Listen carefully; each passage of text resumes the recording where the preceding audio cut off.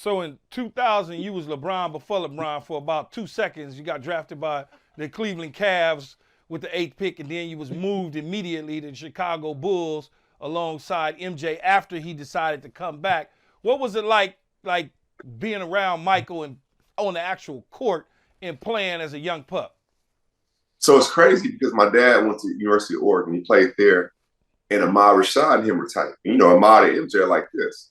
And so my dad's telling me when I'm going through the draft process, hey, man, MJ like your game. I'm like, what? Yeah, Dad, this ain't social media. You don't know Michael Jordan. I'm not even thinking the Ahmad Rashad connection. He's like, nah, MJ likes your game. I'm telling you. So fast forward, I get drafted by the Bulls, and then Tim Grover, the great Tim Grover, calls and says, hey, MJ said you can meet him. So I'll never forget, I go down there at about 6:37 in the morning, and it's just us three in the gym, Grover, myself, and MJ. MJ's 40 years old, prepping for a comeback to the Wizards. And he's working out. I'm quiet. I'm like, this is Michael Jordan. And I'm watching how hard he's working. In the gym by himself doing defensive slides. And he's like, yeah, this summer, I like your game. You can work out with him. I'm like, this is crazy. Like, this is the one right here, right? Like saying this, he likes my game. He's taking notice of me. Fast forward that following summer, that's when I first meet a young LeBron, since you brought him up. He was actually at the gym as well. At the gym, working out, playing, coming up from Ohio, him and Mav at the time. And like being around Jordan, I just saw greatness. He would ride to the gym, have an all yellow Jordan outfit on, and have a yellow Lamborghini to match with some yellow Jordans that still ain't never came out. Like he was just, his whole mentality was different. And I just watched Jordan. Oh, Jordan just separated himself from everybody. Like there's pennies in the gym. Stephon Marbury, I think, came up. Antoine Walker, Mike Finley, Paul Pierce, everybody is there. And and they're all stars. He just separated himself from everybody, but they're looking at him like that's the dude. And he's 39, 40 years old, still. I remember one time I threw the ball full court, baseball pass. I'm like, damn, I threw that too far.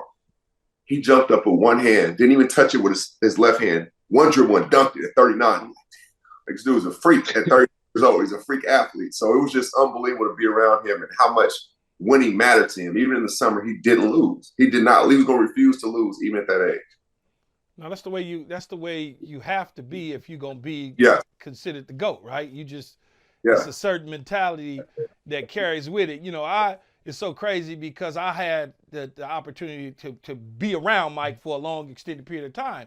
So I'm drafted in '96. So now all of a sudden I'm introduced to Michael Jordan through Fresh West, which Uncle West, you know who that is, right? Obviously. So I'm introduced, and every time MJ and them come to New York or he come to LA, he hit me up. Like, you know, hey, I'm in LA, let's hang out. Here's the number, here's where I'm staying. I'm under this name, But it was crazy though, because as a kid, I'm under this name. What do you mean? Because he never was. Oh, yeah, that's how it is. That's how it was. You know how we check in the hotels, you got to get under alias, son. I don't need people calling my room.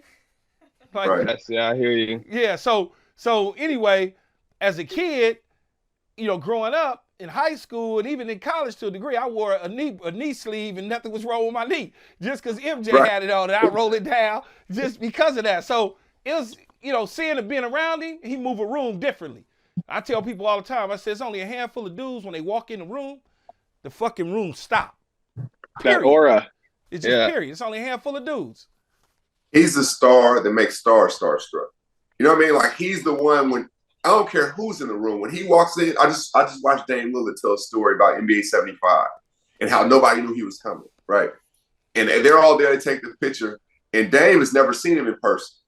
And Dame says when he walks in, the biggest stars in the room felt small. They all look like, damn, there's a difference. You know it's ain't nobody said it. You just know it's a totally different thing. Man, I'm telling you, back in the day, we was in Atlanta.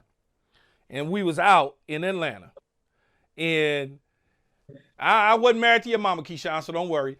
Just tell the story, man. I had a whole table. Man, I must have turned left and right. Jamal, I looked. What happened to my table? They was over there. They followed the cigar smoke. I'm dead. But anyway, so no, but I feel like it's all age groups though, because I went to the Michael Jordan camp from since I was 8 to 11, and the aura was the same with kids. Like it was just everyone was just waiting for Michael Jordan to show up. Like when is he gonna come? When is he gonna come? And then when he finally came, it it was just crazy. But what I was gonna ask you, Jamal, is you played the younger version of him in the 23 versus 39 Gatorade commercial, right?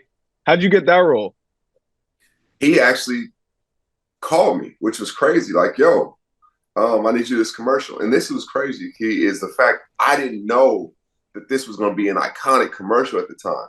I'm just like, Gatorade's giving me a check for this. I'm getting $5,000 for this. Like, I'm about to get a commercial with my hero.